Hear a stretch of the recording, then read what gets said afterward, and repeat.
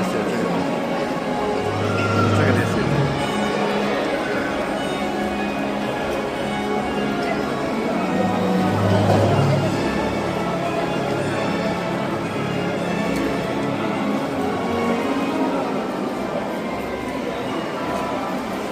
This is video.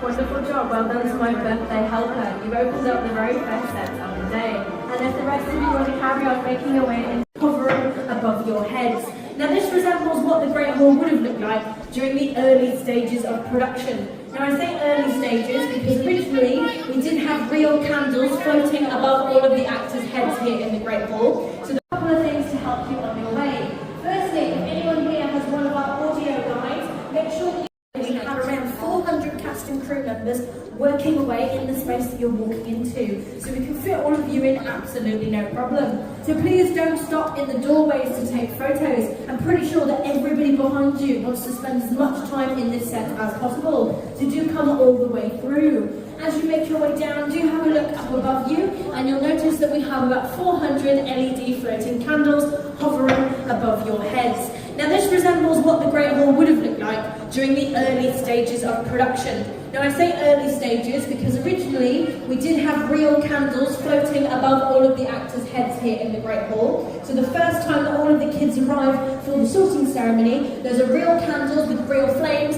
hung from the studio ceiling using tiny little bits of wire. Now unfortunately, sound stages where we make movies tend to have a little bit of a draft that blows through. So when that draft comes through, all of those real candles start flickering and burning through the wires holding them up. So eventually, a couple of those candles start falling down to the cast and crew members below. So in the interest of health and safety, we took away all of the real candles pretty quickly and replaced them with an entirely digital approach for the remainder of production, just like we did with our enchanted Great Hall ceiling, which you might have noticed isn't currently here with us.